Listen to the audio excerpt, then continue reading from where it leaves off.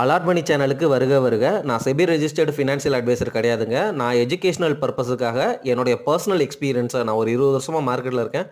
அதை தான் உங்கள்கிட்ட ஷேர் பண்ணுறேன். நீங்கள் எந்த முடிவு எடுக்கிறதா இருந்தாலும் உங்கள் நிதி ஆலோசகரை அணுகி அதுக்கப்புறம் பணத்தை போடுறதை பற்றி முடிவு பண்ணுங்கள். நன்றி. அலாட் மணி சேனலுக்கு வருக வருக. இந்த சேனலுக்கு இன்னும் நீங்கள் சப்ஸ்கிரைப் பண்ணலைன்னா தயவு செஞ்சு சப்ஸ்கிரைப் பண்ணிக்கோங்க. பெல் பட்டனையும் கிளிக் பண்ணிக்கோங்க.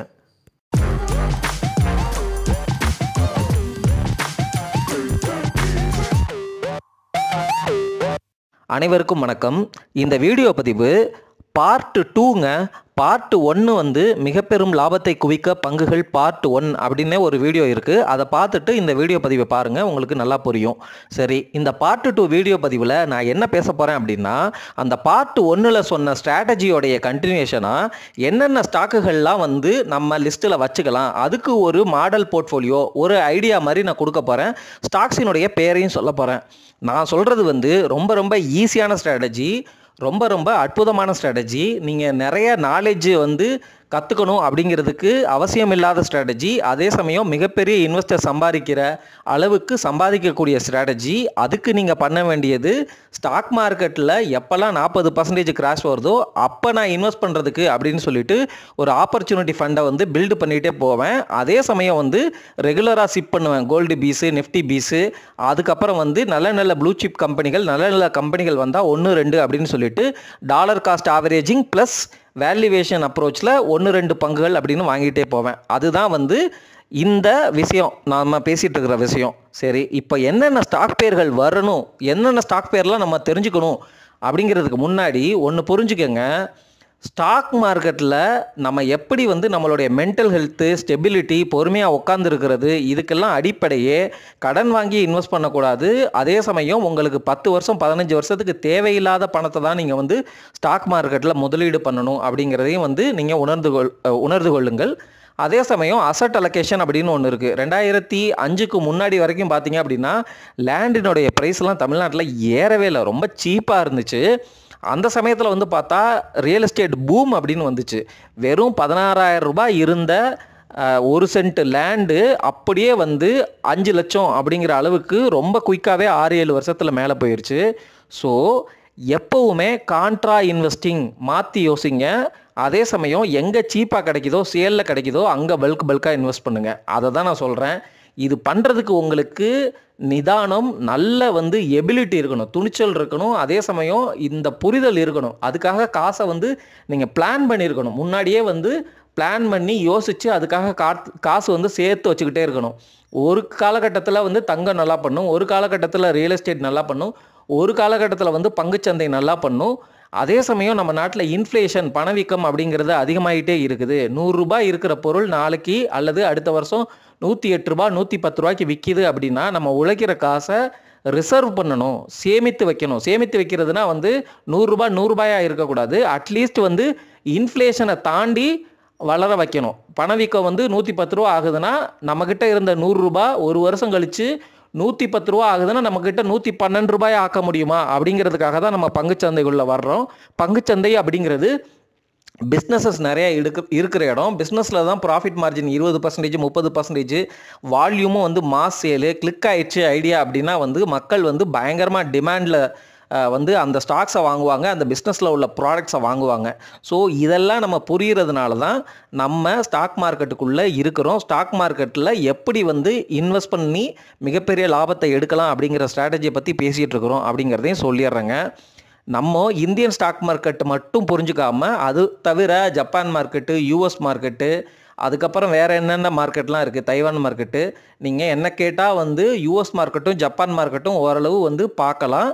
நீங்கள் இந்தியன் ஸ்டாக் மார்க்கெட்டில் index investing, direct stock investing இதிலெல்லாம் ஓரளவு நல்லா மெச்சூர் ஆகிட்டா அதுக்கப்புறம் யூஎஸ் ஸ்டாக் மார்க்கெட்லேயும் நீங்கள் இண்டிவிஜுவல் ஸ்டாக்ஸை எப்படி அனலைஸ் பண்ணுறது அப்படிங்கிறதையும் நீங்கள் புரிஞ்சுக்கலாம். யூஎஸ் ஸ்டாக் மார்க்கெட்லேயும் நிறைய இண்டெக்ஸஸ் இருக்குது. அந்த இண்டெக்ஸஸ் யூஎஸ்லேயும் ட்ரேட் ஆகுது, அதே சமயம் உங்களுக்கு இந்தியாவிலையும் ட்ரேட் ஆகுது. இப்போ for example Nasdaq 100 index fund, index ETF அப்படின்னே இப்போ மோத்திலால் ஓஸ்வால் அல்லது மிரே அசட் இவங்க இந்தியாவில் லிஸ்ட் பண்ணியிருக்கிறாங்க. இது மூலமாக வாங்கினீங்கன்னா உங்களுக்கு எக்ஸ்பென்ஸ் ரேஷியோ ஜாஸ்தி. அதே இது யூஎஸ் மார்க்கெட்லேயே போய் அந்த வேன்கார்டு ETF அந்த மாதிரிலாம் நீங்கள் வாங்கிட்டீங்க அப்படின்னா அங்கே உங்களுக்கு சீப்பு. ஸோ இந்த டிஃபரன்சஸ், இந்த எக்ஸ்பென்சஸ், கமிஷன்ஸ், உங்களுடைய டாக்ஸேஷன், ப்ளஸ் நாலேஜை வந்து பயங்கரமாக ப்ராட் பண்ணி பல மார்க்கெட்டை பற்றி தெரிஞ்சுக்கிறது மூலமாகவும் தொடர்ந்து உங்களுடைய புரிதலை வந்து அதிகப்படுத்தி உங்களுடைய கன்விக்ஷன் தேவையில்லாத பணம் 1 லட்ச ரூபாய் சம்பாதிக்கிறீங்க அப்படின்னா எனக்கு சம்பளம் 75,000 தான் 25,000 தொலைச்சிட்டேன் அப்படின்னு நினச்சிட்டு ஆப்பர்ச்சுனிட்டி ஃபண்டில் பில்டு பண்ணி நீங்கள் வந்து இந்த மாதிரி வந்து மிகப்பெரிய முதலீட்டாளராக மாறலாம். சரி, நம்ம தொடர்ந்து பேசின அந்த பார்ட் 1ல் இருந்த ஸ்ட்ராட்டஜிக்கு என்ன மாதிரி ஸ்டாக்ஸை வந்து நம்ம வந்து ப்ரிப்பேர் பண்ணி வச்சுக்கலாம், தயாரித்து வச்சுக்கலாம். இந்த மாதிரி ஸ்டாக்ஸ் எல்லாம், இந்த ஸ்டாக் நேம்ஸ் எல்லாம் வந்து நல்ல ஸ்டாக்ஸ் தான், பெருசாக வந்து ரிசர்ச் பண்ண அவசியம் இல்லை. இந்த ஸ்டாக்கெல்லாம் வந்து 40% கிராஷில் வந்து எனக்கு நல்ல சீப்பான வேல்யூவில் கிடைக்கிது அப்படின்னா, உதாரணமாக 2008லலாம் பார்த்தீங்கன்னா டிசிஎஸ், இன்ஃபோசிஸ்லாம் பயங்கரமாக உடஞ்சி சீப்பாக கிடச்சாங்க. அதே சமயத்தில் தான் வந்து இந்த மும்பையில் வந்து டெரரிஸ்ட் அட்டாக் நடந்தப்போ வந்து இந்தியன் ஹோட்டல்ஸ், டாட்டாவுடைய தாஜ் ஹோட்டல் அது வந்து ரொம்ப சீப்பாக கிடச்சிச்சு. ஸோ இந்த மாதிரி ஆப்பர்ச்சுனிட்டியில் நம்ம எப்படி வந்து ஆப்பர்ச்சுனிட்டி ஃபண்டை கொண்டு போய் பல்காக இன்வெஸ்ட் பண்ணி நம்ம வந்து நிறையா வந்து லாபத்தை குவிக்கலாம், பொறுமையாக காத்திருக்கணும் அதுக்கு, சரிங்களா? அதே சமயம் ஒரே ஒரு ஸ்டாக்கு, ஒரு சில ஸ்டாக்ஸ் அப்படின்னு கான்சன்ட்ரேட்டட் பெட் எடுத்தீங்க அப்படின்னா அங்கேயும் உங்களுக்கு ரிஸ்க் ஜாஸ்தியாக இருக்குது, புரிஞ்சுக்கோங்க. அதனால் ஓரளவு ஒரு நிஃப்டி 100க்குள்ளே உள்ள ஒரு 30-40 கம்பெனிகள் எடுத்து அதில் வந்து நம்ம ஸ்ப்ளிட் பண்ணி நல்ல பொசிஷன் வந்து எப்போ கிராஷ் ஆகுதோ அப்போ எடுத்துக்கலாம் அப்படிங்கிறது தான் ஸ்ட்ராட்டஜி. சரி, ஒரு ஐடியாவுக்காக லிஸ்ட் ஆஃப் ஸ்டாக்ஸை வந்து உங்ககிட்ட சொல்ல போகிறேன் இப்போ. சரி, மார்க்கெட் கிராஷ் ஆயிடுச்சு அப்படின்னா நான் என்னுடைய லிஸ்ட்டில் இருக்கிற ஸ்டாக்ஸ் எந்த மாதிரி விலை குறைஞ்சிருக்கு, என்ன பிபிஐ ரேஷியோவில் இருக்கிறாங்க அப்படின்னு வந்து பார்ப்பேன். இந்த ஸ்டாக்ஸ் எல்லாமே வந்து நல்ல ஸ்டாக்ஸ் அப்படிங்கிறதுனால மிகப்பெரிய ரிசர்ச்லாம் நம்ம பண்ணணும்னு அவசியம் இல்லை. பேசிக்கான ஐடியா இருந்தாலே போதும். பெரும்பாலும் இந்த ஸ்டாக் வந்து நிஃப்டி 100க்குள்ளே உள்ள ஸ்டாக்கு அல்லது ரொம்ப லார்ஜ் கேப் பங்குகள் அப்படிங்கிறதுனால இந்த ஸ்டாக்குகள்லாம் ஃபெயில் ஆகிற ரேட்டு வந்து கம்மி. அதே சமயம் மார்க்கெட் கிராஷில் நீங்கள் சீப்பாக பிடிக்கிறதுனால உங்களுடைய மார்ஜின் ஆஃப் சேஃப்டியும் அதிகம். உதாரணமாக ரிலையன்ஸ் இண்டஸ்ட்ரீஸை பொறுத்த வரைக்கும் கடன் நிறையா இருக்குது அப்படிங்கிறது ஒரு பிரச்சனை. அதே சமயம் இந்த க்ரூட் ஆயில் ரிலேட்டடான பிஸ்னஸ் வந்து அவங்களுக்கு வந்து லாங் டேர்மில் வந்து நல்ல ரிட்டர்ன் கொடுக்காம போகிறதுக்கு வாய்ப்பு இருக்குது. இந்த மாதிரி வந்து அந்த பிஸ்னஸினுடைய ஃபண்டமெண்டல்ஸை நம்ம அனலைஸ் பண்ணுறது மூலமாக எப்போ வந்து எக்ஸிட் ஆகிறது, எவ்வளவு லாபம் பார்த்தா நமக்கு போதும் அப்படின்னு நினைக்கிறது, இந்த மாதிரி முடிவுகள் எடுக்கலாம். ஸோ உங்களுக்கு ஸ்டாக்ஸ் நேம்ஸ் தான் வந்து இந்த வீடியோ பதிவில் சொல்கிறேன். அதனால் ஒரு ஐடியாவுக்காக ரிலையன்ஸ் இண்டஸ்ட்ரீஸ் அப்படின்னு வந்து மொதல் பங்கை சொல்கிறேன். அடுத்து ஹெச்டிஎஃப்சி பேங்க்கு, அடுத்து வந்து Tata consulting services. HDFC bank வந்து கன்சிஸ்டண்ட்டாக 20% ரொம்ப வருஷத்துக்கு க்ரோத் ஆன ஒரு பேங்க்கு. ஹெச்டிஎஃப்சி பேங்க்கும் மெர்ஜ் பண்ணிட்டாங்க, ரொம்ப வருஷமாக கன்சாலிடேட் ஆகிட்டு இருக்கிறாங்க. திருப்பி வந்து க்ரோத் வரும் அப்படிங்கிறது தான் எதிர்பார்ப்பு. டாடா கன்சல்டன்சி சர்வீசஸ், டிசிஎஸ் வந்து ரொம்ப மிகப்பெரிய பங்கு, ஐடி செக்டரில் உள்ள நல்ல பங்கு, ப்ரொமோட்டர் ரொம்ப ஸ்ட்ராங்கான ப்ரொமோட்டர். ஏஐக்கு வந்து இவங்க எப்படி அடாப்ட் பண்ணிக்கிறாங்க, டிரான்ஸ்ஃபர்மேஷனில் வந்து இந்த கம்பெனி வந்து என்ன மாதிரி ஆகுது, இந்த மாதிரி விஷயங்கள், ஃபண்டமெண்டல் விஷயங்கள் அதெல்லாம் நம்ம வந்து மானிட்டர் பண்ணிக்கணும். பட் உங்களுடைய ஸ்டாக் பேர் அப்படிங்கிறதுக்காக ரிலையன்ஸு, ஹெச்டிஎஃப்சி பேங்க்கு, டிசிஎஸ்ஸு, பாரதி ஏர்டெல், ஐசிஐசிஐ பேங்க்கு. பாரதி ஏர்டெல் சொல்லிட்டேன் அப்படிங்கிறதுக்காக உடனே போய் வாங்கக்கூடாது. இது எல்லாமே நம்மளுடைய மார்க்கெட் கிராஷ் பார்ட் 1 பார்த்துருங்க. 40% கிராஷில் இந்த பங்குகள்லாம் என்ன வேல்யூவேஷனில் இருக்குது அப்படிங்கிறத சிம்பிளாக அனலைஸ் பண்ணிவிட்டு நம்ம வந்து பல்காக முதலீடு பண்ணுறோம், சரிங்களா? Bharti Airtel, ICICI bank, state bank of India, SBI வந்து பப்ளிக் செக்டர் கம்பெனி. நான் பர்சனலாக வாங்க மாட்டேன். உங்களுக்கு பப்ளிக் செக்டர் கம்பெனிஸ் மேலே கன்விக்ஷன் இருக்குது, நிஃப்டி 50க்குள்ளே உள்ள ஸ்டாக்கு தான் எஸ்பிஐ அப்படின்னு உங்களுக்கு தோணுச்சு அப்படின்னா அப்போ வந்து வேல்யூவேஷன் பார்த்துட்டு, அதாவது எப்போ 40% கரெக்ஷனில் வேல்யூவேஷன் பார்த்துட்டு அப்போ உங்களுக்கு இன்ட்ரெஸ்டடாக இருந்துக்கீங்க அப்படின்னா நீங்கள் வந்து பிடிச்சிக்கோங்க. ஏன்னா ஒவ்வொருத்தருக்கும் ஒவ்வொரு மாதிரி கன்விக்ஷன் இருக்கும். அதுக்காக நான் வந்து எஸ்பிஐ சொல்கிறேன். இன்ஃபோசிஸ் அனதர் அற்புதமான ஐடி செக்டர் பங்கு. பஜாஜ் ஃபினான்ஸு, அதுக்கப்புறம் ஹிந்துஸ்தான் யூனிலிவர், அதுக்கப்புறம் வந்து எல்ஐசி வந்து நான் ஏன் சொல்கிறேன்னா அகைன் பப்ளிக் செக்டர் கம்பெனி. எனக்கு பர்சனலாக பிடிக்காது, நான் வாங்க போகிறது கிடையாது. பட் எல்ஐசிங்கிறது மிகப்பெரிய சாம்ராஜ்யம். உங்களுக்கு எஸ்பிஐ சொன்ன மாதிரியே எல்ஐசி மேலேயும் கன்விக்ஷன் இருக்குது அப்படின்னா எஸ்பிஐக்கு சொன்ன அதே விஷயங்கள் தான். அதுக்கப்புறம் வந்து ஐடிசி, லார்சன் அண்ட் டியூப்ரோ, சரிங்களா? எல்என்டி, அதுக்கப்புறம் HCL technologies, Sun Pharma, Kotak Mahindra, Maruti Suzuki, Mahindra and Mahindra, axis bank, UltraTech cement, HAL வந்து டிஃபென்ஸ் செக்டரில் உள்ள ஒரு முக்கியமான பங்கு, ஆனால் பப்ளிக் செக்டர் பங்கு. எஸ்பிஐ எல்ஐசிக்கு சொன்னது தான் வந்து ஹெச்ஏஎலுக்கும் பொருந்தும், சரிங்களா? நம்ம தொடர்ந்து பேசலாம். இந்த பங்குகளோட வரிசையில் என்டிபிசியையும் சொல்கிறேன். என்டிபிசியெல்லாம் ரொம்ப வருஷமாக இருக்கிற ஸ்டாக்கு, ஆனால் ஸ்டாக்கு ப்ரைஸில் பெருசாக க்ரோத் வராது அப்படிங்கிறது தான் என்னுடைய நம்பிக்கை. இது அகைன் பப்ளிக் செக்டர் கம்பெனி. உங்களுக்கு பப்ளிக் செக்டர் கம்பெனி பிடிச்சி நான் டிவிடெண்ட் ப்ளஸ் க்ரோத் வரும் அப்படி நம்புகிறேன். என்னுடைய அனாலிசிஸ் பிரகாரம் இது நல்ல ஸ்டாக்கு அப்படின்னு நினைக்கிறவங்களுக்காக நான் என்டிபிசியை பர்சனலாக வாங்க மாட்டேன். சொல்லிட்டேங்களா? அதுக்கப்புறம் வந்து பஜாஜ் ஃபின்சர்வு, டைட்டன் கம்பெனி, டைட்டன் சரிங்களா. அதுக்கப்புறம் ஓஎன்ஜிசி எல்லாம் ரொம்ப வருஷமாக இருக்காங்க. அதில் கடன் பிரச்சனை வேறு இருக்குதுன்னு நினைக்கிறேன். Public sector company. நீங்கள் இந்த கம்பெனியை அகைன் என்டிபிசிக்கு சொன்ன அதே காரணம் தான். நான் பர்சனலாக வாங்க மாட்டேன் சரிங்களா. அதுக்கப்புறம் Adani ports and special economic zone. இது அதானி அப்படிங்கிறது பொலிட்டிக்கலாக ரொம்ப இன்ஃப்ளூயன்ஸ் இருக்கிற மாதிரி கம்பெனி அப்படிங்கிறதுனால நான் பர்சனலாக தொடாமல் இருக்கிறேன்.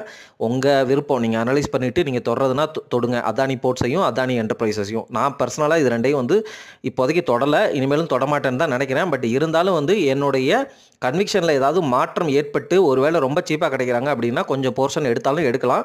பட் அகெயின் பொலிட்டிக்கல் இன்ஃப்ளூயன்ஸ் இருக்கிற கம்பெனியை நம்ம பிஸ்னஸ் வந்து பண்ணுறப்போ வந்து தொடாமல் இருக்கிறது நல்ல விஷயமாக தான் இருக்கும். காரணம் வந்து என்னென்னா, நாளைக்கு காங்கிரஸ் கவர்மெண்ட் வந்துச்சு அப்படின்னா இவங்க கூட ரேப்போ எப்படி இருக்கும் அப்படிங்கிறது நமக்கு தெரியாது. இப்போ வந்து ப்ராஜெக்ட்ஸ் எல்லாமே அதானிக்கு வந்து நிறைய போகிறதா வந்து ஒரு செய்திகள் உலவிட்டுருக்கு. அதுக்கப்புறம் வந்து power grid corporation of India ரொம்ப சாலிடான கம்பெனி. ஆனால் வந்து பப்ளிக் செக்டர் கம்பெனி. நான் இதை பெருசாக வாங்க மாட்டேன். பெருசாக ப்ரைஸ் க்ரோத் இருக்காது, உங்களுக்கு டிவிடெண்ட் இருக்கும். அதே சமயம் 2008 மார்க்கெட் கிராஷில் இந்த பவர் கிரிட் வந்து பெருசாலாம் உடபடவே இல்லை, அப்படியே நின்றுச்சு ஸ்டேபிளாக. ஸோ நீங்கள் பார்த்துக்கங்க. இந்த பவர் கிரிட்டெல்லாம் நான் பர்சனலாக இப்போதைக்கு வாங்க மாட்டேன். Again public sector company. நிறையா பேர் பப்ளிக் செக்டர் கம்பெனியை பற்றி என்கிட்ட பேசுகிறதுனால ஒரு உதாரணத்துக்கு நான் சொல்கிறேன். ஏன்னா இந்த கம்பெனிகள் எல்லாமே நிஃப்டி 100க்குள்ளே இருக்கிறதுனால பப்ளிக் செக்டர் கம்பெனிஸையும் சேர்த்து சொல்கிறேன். அதுக்கப்புறம் அவென்யூ சூப்பர் மார்ட்ஸ், இதெல்லாம் வேல்யூவேஷன் ரொம்ப ஜாஸ்தியாக இருக்குது. நான் இன்னும் வாங்கலை. பட் ஒருவேளை உங்களுக்கு 40% மார்க்கெட் கிராஷில் நல்ல சீப்பான வேல்யூவில் கிடைக்குதுனாலோ, அல்லது மார்க்கெட் கிராஷ் ஆகலை, இந்த பங்குகள்லாம் வந்து ரொம்ப கீழே கிடைக்குது அப்படின்னாலோ நீங்கள் வந்து வாங்கலாம். ஆனால் வந்து அவென்யூ சூப்பர் மார்க்கெட்ஸ்லாம் வந்து ரீட்டைல், புரியுதுங்களா. மக்கள் வந்து ஒருவேளை ஆன்லைனில் வந்து ஆர்டர் பண்ணி வாங்குறத விரும்பி நடக்கிறதே இல்லை அப்படிங்கிற மாதிரி சூழ்நிலை வந்துச்சுன்னா அவென்யூ சூப்பர் மார்க்கெட்ஸை நீங்கள் வாங்கி வச்சுருந்தீங்கன்னா உங்களுக்கு லாஸ் அதிகமாக வரும். ஸோ இந்த மாதிரி ஃபண்டமெண்டல் ஷிஃப்ட்டையும் நீங்கள் வந்து உணர்ந்து கொள்ளணும். அதுக்கு அடுத்த stock Tata motors, Wipro, JSW steel நான் பர்சனலாக வாங்கலைங்க. காரணம் வந்து என்னென்னா, டாடா ஸ்டீலுமே நான் இன்னும் வந்து வாங்கணும்னு நினச்சிட்டு இருக்கிறேன். டாடா ஸ்டீலு வாங்க முடியல, ஏன்னா வேல்யூவேஷன் ரொம்ப ஜாஸ்தியாக இருக்கிறதுனால வெயிட் பண்ணிகிட்டு இருக்கேன். ஜேஎஸ்டபிள்யூ ஸ்டீலில் வந்து ஏகப்பட்ட கடன் இருக்குங்க. அடுத்த ஸ்டாக் வந்து Coal India, again public sector company. Coal India நான் பர்சனலாக வாங்க மாட்டேன். உங்களுக்கு டிவிடெண்ட் ப்ளஸ் பப்ளிக் செக்டர் கம்பெனியில் நம்பிக்கை இருந்துச்சுன்னா வாங்கிக்கோங்க. அதுக்கப்புறம் பஜாஜ் ஆட்டோ அற்புதமான கம்பெனி. நெஸ்லே இந்தியா சூப்பரான கம்பெனி, ஆனால் வேல்யூவேஷன் ரொம்ப ஜாஸ்தியாக இருக்குது. எட்டர்னல் லிமிடெட்ங்கிறது ஜொமேட்டோ, ஏகப்பட்ட கடன் பிரச்சனை இருக்குது, நான் தொடவே மாட்டேன். ஏஷியன் பெயிண்ட்ஸு அகைன் இந்த லிஸ்ட்டில் வந்து பார்த்தீங்கன்னா எட்டர்னல் லிமிடெட் வந்து நம்ம லிஸ்ட்டில் இல்லைன்னு வந்து நீங்கள் வச்சுக்கோங்க சரிங்களா. எட்டர்னல் லிமிடெட் நான் படித்ததுக்காக நீங்கள் அதை வச்சுட்டு மார்க்கெட் கிராஷில் வந்து நீங்கள் 40% அந்த ஸ்டாக்கை வந்து ரொம்ப சீப்பாக கிடைக்கிது வாங்கிட்டு அதுக்கப்புறம் வந்து அந்த கம்பெனியை வந்து திவாலாகிறதுக்கு வாய்ப்பு இருக்குது. ஸோ கடன் இருந்தால் அவாய்ட் பண்ணுறது. பப்ளிக் செக்டர் கம்பெனிஸ் வந்து வேல்யூவேஷன் ஜாஸ்தியாக இருக்குன்னா அவாய்ட் பண்ணுறது. பப்ளிக் செக்டர் கம்பெனியாக இருந்தாலே அவாய்ட் பண்ணுறது. டைட்டன், ட்ரெண்ட் மாதிரி கம்பெனிகள் 100 PEல இருக்குது அப்படின்னா அவாய்ட் பண்ணுறது. இந்த மாதிரி விஷயங்களை தவிர்த்து நல்ல குவாலிட்டியான ஸ்டாக்ஸை நீங்கள் நல்ல மார்ஜின் ஆஃப் சேஃப்டியில் 40% நிஃப்டி விழும்போது பிடிக்கும் பொழுது பல்க் இன்வெஸ்டிங் பண்ணும்பொழுது சேலில் நீங்கள் அல்றீங்க அப்படிங்கிறது தான் அர்த்தம். அதுக்கு அடுத்த company Asian paints fundamental shift ஆகுது. நம்ம வந்து இன்னும் வந்து அப்சர்வ் பண்ணி மானிட்டர் பண்ணி தான் பார்க்கணும். அதே சமயம் இன்டர்குளோப் ஏவியேஷன் அதானி பவர் சரிங்களா. இன்டர்குளோப் ஏவியேஷனுங்கிறது இண்டிகோ ஏர்லைன்ஸ் மேலே எனக்கு பெருசாக நம்பிக்கை இல்லை. ஏன்னா ரொம்ப எஃபிஷியண்ட்டாக ரன் பண்ணால் தான் லாபம் பார்க்க முடியும். பட் இந்த ஃப்ளைட் வந்து ரொம்ப நல்லாவே பண்ணிகிட்ருக்குறாங்க. ஸோ இவங்களுடைய ஃபியூச்சர் எப்படி இருக்குன்னு தெரியாது. நான் பர்சனலாக இன்டர்குளோப் ஏவியேஷன் வாங்க மாட்டேன். பட் ஆனால் நல்ல ஸ்டாக்குன்னு நிறையா ஃபினான்ஷியல் எக்ஸ்பர்ட்ஸ் சொல்கிறாங்க. உங்களுக்கு ஏர்லைன்ஸில் இன்ட்ரெஸ்ட் இருக்குது அப்படின்னா வந்து இந்த ஸ்டாக்கை வந்து நீங்கள் அனலைஸ் பண்ணி பிடிங்க. அதானி பவர் அகைன் நம்ம அதானிக்கு பேசின அதே விஷயங்கள் தான். அதுக்கப்புறம் வந்து ஓஎன்ஜிசி மாதிரியே இந்தியன் ஆயில் கார்பரேஷன், அதுக்கப்புறம் டாடா ஸ்டீலு, டிஎல்எஃப் வந்து கொஞ்சம் காங்கிரஸ் கவர்மெண்ட் ரிலேட்டடான ஸ்டாக்குன்னு நினைக்கிறேங்க. அதனால் வந்து நான் டிஎல்எஃப்பை வந்து தொடலை. அதே சமயம் 1000 ரூபாயில் இருந்து 100 ரூபாய்க்கு வந்துட்டு திருப்பி ஏறிட்டுருக்கு. பட் ரியல் எஸ்டேட் செக்டரில் இருக்கிற டாப் மோஸ்ட் கம்பெனி வந்து டிஎல்எஃப் தான். ஸோ இது எல்லாமே வந்து நிஃப்டி 100க்குள்ளே இருந்தாலும் எனக்கு தெரிஞ்சு நீங்கள் Adani, DLF, Eternal, public sector கம்பெனிஸை தவிர்த்துட்டு மிச்சம் இருக்கிற நான் பேசுகிற கம்பெனிஸை நீங்கள் வந்து பிடிக்கலாம் அப்படிங்கிறது தான் வந்து என்னுடைய பர்சனல். கிராசிம் இண்டஸ்ட்ரீஸு, அதுக்கப்புறம் ஐஆர்எஃப்சி பப்ளிக் செக்டர் கம்பெனி ரொம்ப சீப்பாக 20 ரூபாய்க்கு திருப்பி வந்துச்சுன்னா வந்து வேணால் பிடிக்கலாம். SBI life insurance again public sector company, அந்த பப்ளிக் செக்டர் கம்பெனிக்கு சொன்ன அதே விஷயங்கள் தான். அதுக்கப்புறம் Jio financial services, TVS laboratories, HDFC life insurance company, அதுக்கப்புறம் வந்து அதானி கிரீன் எனர்ஜி நம்ம முன்னாடியே சொன்னது தான். அதுக்கப்புறம் வந்து tech Mahindra, Pidilite industries, Hyundai Motors, LTI Mindtree, Eicher Motors, Bajaj holdings and investments. அதுக்கப்புறம் வந்து உங்களுக்கு வேறு என்ன, அம்புஜா சிமெண்ட்ஸ் அகைன் அதானியோட தான் மாறிடுச்சுங்க. அது நீங்கள் பார்த்துக்குங்க. டிவிஎஸ் மோட்டார்லாம் வேல்யூவேஷன் கம்மியான பார்க்கலாம் சரிங்களா. டிவிஎஸ் மோட்டார் ஆப்பர்ச்சுனிட்டி விட்டாச்சு, அது எங்கேயோ இருக்குது வேல்யூவேஷனில். Britannia Industries, Godrej consumer products, அதுக்கப்புறம் GAIL again public sector company, ONGC oil இந்தியாவுக்கு சொன்ன அதே கான்செப்ட் தான். டாடா பவர், ஏபிபி இந்தியா, அதுக்கப்புறம் வந்து சிப்லா, ஸ்ரீராம் ஃபினான்ஸ் வந்து உங்களுக்கு ஓகேன்னு பாருங்கள். நான் பர்சனலாக எனக்கு பிடிக்கல, பட் ஆனால் நிஃப்டி 50க்குள்ளே உள்ள ஸ்டாக்கு. சீமென்ஸு, அதுக்கப்புறம் வந்து United spirits, Sri cements. So இந்த மாதிரி ஸ்டாக்ஸு. அது மட்டும் இல்லாமல் இன்னும் வந்து உங்களுக்கு வேணும்னா Tata consumer products, Max health care வந்து எனக்கு பெருசாக தெரில, பட் இருந்தாலும் நீங்கள் பாருங்கள். இந்தியன் ஹோட்டல்ஸ் நல்ல ஸ்டாக்கு. இது எல்லாமே 40% மார்க்கெட் உடையும் பொழுது சீப்பாக கிடைக்குதா அப்படின்னு நம்ம வந்து பார்க்கணும் சரிங்களா. அதுக்கப்புறம் சிஜி பவர், அதுக்கப்புறம் வந்து முருகப்பா குரூப்ஸ் சரிங்களா. அது வந்து நீங்கள் டியூப் இன்வெஸ்ட்மெண்ட் வாங்கினாலே உங்களுக்கு இது வாங்கின மாதிரி தான் அர்த்தம். டாரண்ட் ஃபார்மசூட்டிக்கல், அதுக்கப்புறம் வந்து REC again public sector company. அது வந்து உங்களுக்கு அதே தான், கோல் இண்டியா அந்த என்டிபிசி சொன்ன அதே கணக்கு தான். உங்களுக்கு growth இருக்காது, டிவிடெண்ட் வேணால் தருவாங்க. அதானி எனர்ஜி அகைன் நம்ம அதானிக்கு பேசின அதே கான்செப்ட் தான். Bajaj housing finance, doctor Reddy, அதுக்கப்புறம் வந்து Mankind pharma, Apollo hospitals. Hospital செக்டரில் நான் பர்சனலாக விரும்புகிறதில்ல. ஹேவல்ஸ் இந்தியா, அதுக்கப்புறம் வந்து என்டிபிசி க்ரீன் எனர்ஜி, என்டிபிசிக்கு சொன்ன அதே கான்செப்ட் தான் இங்கேயும், பப்ளிக் செக்டர் கம்பெனி. அவ்வளோதாங்க. இந்த மாதிரி நல்ல நல்ல பங்குகள் இப்போ நான் சொன்ன பேர்களில் இருந்துமே நீங்கள் அந்த 8 நாள் பப்ளிக் செக்டர் கம்பெனிஸு இந்த கம்பெனிகளை ஒதுக்கிட்டு மிச்சம் இருக்கிற கம்பெனியில் லிஸ்ட்டு ப்ரிப்பேர் பண்ணி அந்த கம்பெனிகளுக்கு வேல்யூவேஷன்ஸ் ஒன்று 40% வரும்பொழுது பிடிக்கிறது தான் உங்களுக்கு லாபத்தை கோடிகளில் அள்ளித்தரக்கூடிய ஸ்ட்ராட்டஜி என்று சொல்லி இந்த வீடியோ பதிவை முடிக்கிறேன். நன்றி, வணக்கம்.